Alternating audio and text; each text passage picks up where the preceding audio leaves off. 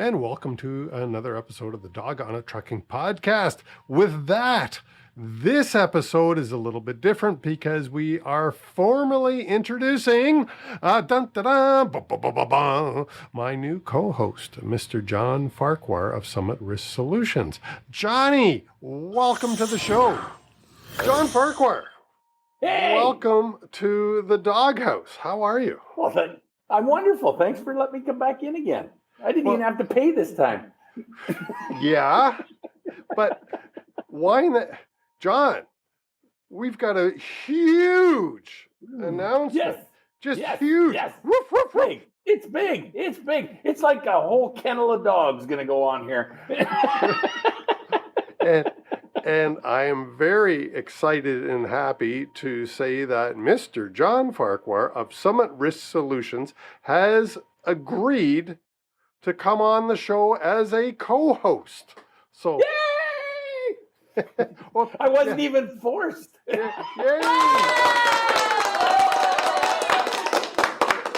And we threw confetti and everything. Woohoo! All right, it's like a party already. Yeah. So John's had the opportunity, due to timing, to already co-host his first show with me. Watch in the future as we talk about rebranding of the podcast. Yay! Hey. And I'm excited, John. What? I'm excited because it brings a different personality and a different perspective onto the show with me. Well, I think it just adds some more fun. There's no doubt. The show's already fun. You make it fun, but I think we can just add more fun. And, and as I've said many times with lots of people, hey, 2 heads are better than 1. 3 are better than 1, and you just add more fun. Yeah, and just for any guests that are looking here, they don't have to be bearded. You don't have to be gray. Just the hosts have to be. But you do have to come on the show with the attitude of, I'm going to have some fun and enjoy this. Exactly. Yep. So because we learn much more when we have fun.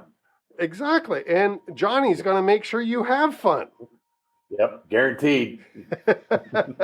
So, hey, John, what do we, so you're going to be moving forward as often as possible. Perhaps not every show. And one of the things we've talked about for our listeners is when I take a vacation, for instance, John will host his own show. Woohoo! Yeah. Which is exciting. And so as often as possible, we are going to have 2 hosts drilling our guests. This will be fun. We'll get them from both sides. Well, certainly different perspectives, at least. Oh, big time. Big time. You know? And we think a little bit differently. We think the same. So, John, in a lot of ways. Give our audience a quick background. And while the audience is listening, if you know my background before I give it, look at the alignment that John and I have. So, John, what's your background? Oh, geez, let's go way back, way over there. And I actually started out as a truck driver. I drove truck and then became an owner-operator and then owned a number of vehicles and then moved into the ownership role of said company. And then when we kind of got out of that, we got into risk management, safety management, did a lot of that for my own company, but then started doing it for other companies. And then, lo and behold, I got snagged up by an insurance company that said, hey, come on over here and help us. So did that for a number of years and walked away from that last year to say, hey, let's do something different. So, and here we are. And so John's doing something different. He's been doing this for just over a year now. Actually just August 4th, August 4th last year is when we launched. And so we're just a hair over 12 months now. There you go. And today's August the 27th. 8th? So when 27th, yes. And if you heard John's background, other than owning a trucking company and being an owner-operator, which I've never done, but I too was a truck driver, and then I became a safety guy, and I was an operations manager and then a safety guy, and then I worked for a different insurance company. Exactly. And then 7 or 8 years ago, I went on my own. So Yep. But the only place I have more experience is being a fool and starting my own company. My own consulting company. You started trucking companies way before me. Yeah. But at least the thing was you didn't start that company in the middle of a pandemic. That's what's so much more fun. So yeah, well, and recently you also moved homes. Yes, I did. I just actually finished that about a week ago. So we sold our house, and like you, kind of work from home, have your own office in the house. So we had to upset everything, move it to a new location, reset and whatnot. And so we've still got in my office where you can't see, thank goodness, we've still got boxes piled everywhere we have yet to unpack. So that'll probably take 6 months. Well, see, look I don't work from home. I work in the basement here, green screening. My girlfriend owns her own business, and she's a dental hygienist in Hamilton, if anybody needs a good dental hygienist. Yeah. But there we go. She has a 2,000 square foot building, and the basement, which is kind of dungeony-ish, she gives me free rent as long as I do repairs and computer projects and stuff for her. So it's a trade-off. Yes, it's a barter system. Exactly. Well, and so what's perfect is when you're a bad guy and she sends you to the doghouse, well, you're right where you are now anyway. So, yep. Well, and all through the pandemic, I showed up here. I mean, her business was shut down at the very beginning for 3 months. So I would show up here every day because I was the only one in the building. So it was perfectly safe, but it also got me out of the house, which was mentally important, probably more for her. No doubt. Yes. Happy wife, happy life. Yep. John, let me ask you a couple of questions here. Sure. Just out of curiosity, we talked last week on the show when we had Matt Richardson on about Canadian ELDs. What's your take on the fact that Canadian ELDs have to be certified by a third party? Good thing, bad thing, it doesn't matter. I think it's fabulous. Fabulous. So, fabulous. It's about bloody time. So let's kind of take a step back to 2018. I was working for an insurance provider, and my right-hand man who was working with me, the two of us actually discovered a number of ELD devices that were editable. Well, first of all, let's give a shout out to Mike Derry. Okay, we can do that. I didn't know if we wanted to mention him or not, but he's an awesome guy. He's an awesome guy. He does a lot of voluntary work for the Hamilton Transportation Club. So, Fleet Safety Council. Fleet Safety Council. Yep. What am I thinking? Hamilton Niagara chapter. Yes, he's fabulous as well. So, just a shout out to Mike. But go ahead. Him and I had worked together, and we discovered this, and then we kind of blew the lid off of it, shared it with the OTA and some of the transportation associations, and that was long before Canada had their rules in place yet. So this was just shortly after the launch of the U.S. And so taking that and running with it as the associations did, and really put pressure on Transport Canada to say, look, you need to have a certification process. Big plus, much needed. So, and even the industry themselves have said, yes, it's been needed for a long time. They knew it was out there, and they didn't like it, but you know what? Some people wanted it, some drivers wanted it, so now it's going to get kiboshed. Yes, and in the U.S., of course, there are, there's still manufacturers out there now who would not meet the Canadian guidelines. There are manufacturers out there who are self-certified as per the U.S. regs that say they meet the U.S. regulations and don't. And the lawyers are having a field day in critical crashes where you're using one of those ELDs, because the lawyers all know what you know, and they know probably better which ones don't meet the criteria. Right. Yeah. They'd be seeing them in the investigation and court proceedings. So, if you're operating one of those and you have a significant crash, Wow. I feel sorry for you. Bye-bye. Yeah. Yeah, I mean, there's one, I think it's in New Jersey that I've read about. And yeah, I mean, the truck driver's in trouble because he was over hours at the time of the crash. Yep. And they have proven now that the ELD got adjusted somehow. Oh, geez, yeah. Amazing how that happens automatically. It wasn't my fault. So. And, you know, the trucking company's certainly involved and named in this lawsuit. And yeah, the lawyer is just having a heyday. Yeah. So, I can just imagine. Yeah, I wouldn't want to be on the end of that stick by any means. Yeah. And I congratulate you and Derry, by the way, for bringing that. Well, thank you. Because it was the Guarantee Insurance Company was your employer at that time. Yep. And you guys raised the flag and you actually got something done. It turned out that, I mean, the Guarantee was the first one to say, we won't insure you if you're using these providers. But the other insurance companies quickly all jumped on board and all said, hey, if you're using one of the ones that we know can be manipulated, we don't want you as a client. And that actually was a great opportunity because there was, I don't want to say it, there was no collaboration between insurance companies, but what it was a great opportunity for Michael and I to reach out to our counterparts at the different insurance providers, you know, your Northbridge, your Old Republic, your Vivas and whatnot. We reached out to those risk specialists and said, hey, come to this meeting. We want to enlighten you and educate you on something we've found. And then as well, talk to your clients and get them to show you if their devices are editable or not. And that's how it really helped to kind of expand that, where the other insurance providers, they pumped it up to their underwriting and legal staff. And next thing you know, it's everybody's going, no, you're using this device, we're not interested in insuring you. And that made transportation companies step up and evaluate their own ELD providers a little bit better. Yeah, and how can an insurance company cancel you midterm? If some of the listeners are wondering, well, you can't just cancel me midterm for that.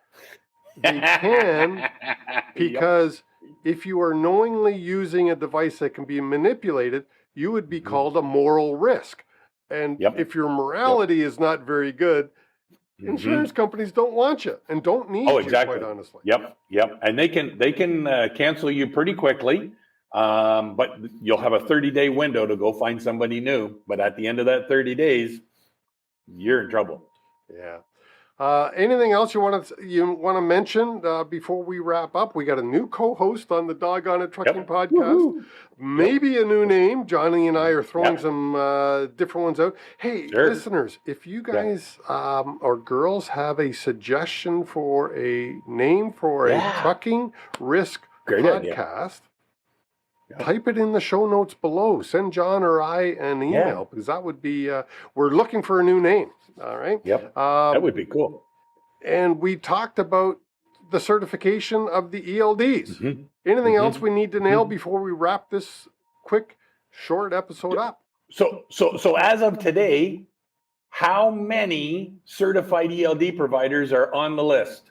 Well, today is August the 27th, the date of the recording, and there is one. And a shout out to Hutch Systems. They are the only one currently. They are Canadian, located in Abbotsford, I believe, if I remember. Abbotsford, BC. BC. So Canadian company, yay for Canada. Yeah, and a small company at that. Like, they're not a big player in the industry, but kudos to them for pulling this off. Yeah, absolutely.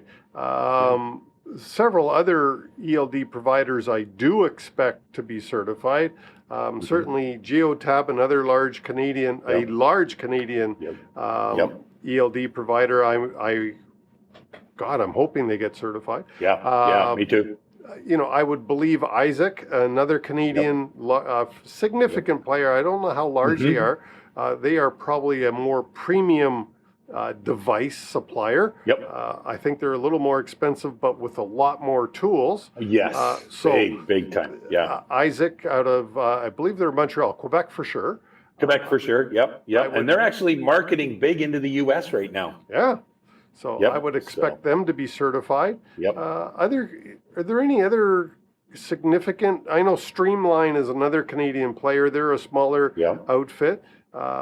anybody else that you are aware of that's Well, Canadian? I was going to say Big Road, which is part of Fleet Complete. Yes, Yep, sir. they're Canadian.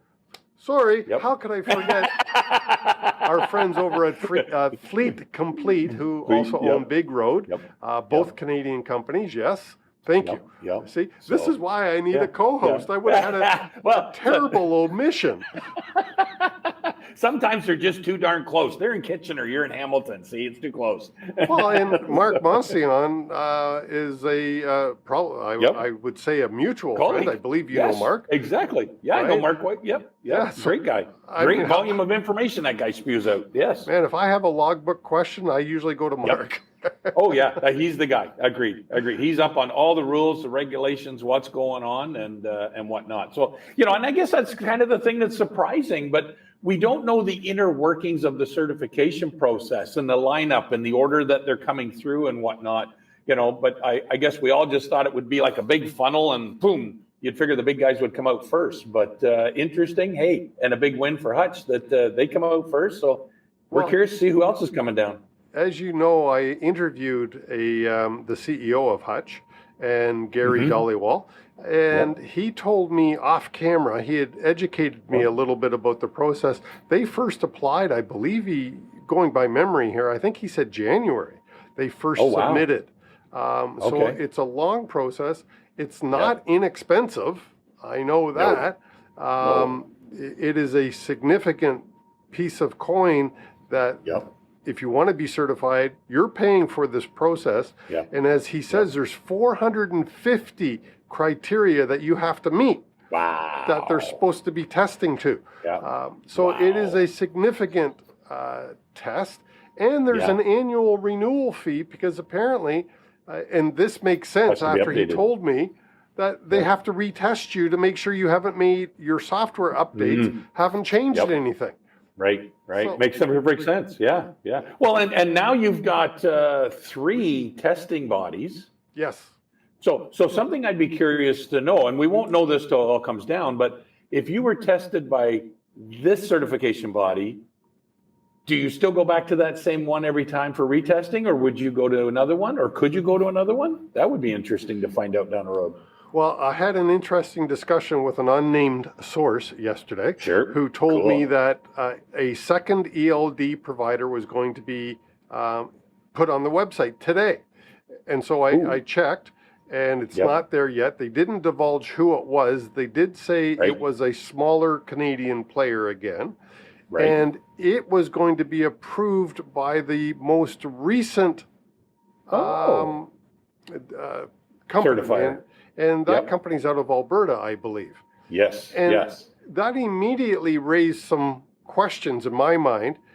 If FP Innovations, who was the first and for the longest time the only organization, Hutch applied in January, and it took more than 6 months for them to appear on the Transport Canada's website.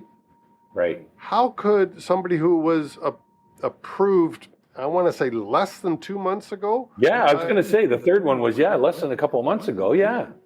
How could they do the same testing? I don't know. It's just, hopefully everything is good and of the same quality of testing.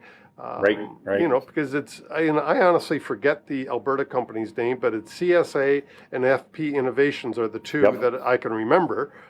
The third company in Alberta, honestly, sorry, I forget who you are. I did see it, and I'm happy that there are 3 because hopefully, obviously FP Innovations must have been inundated with applications, and perhaps that's one of the things that's contributing to the significant wait.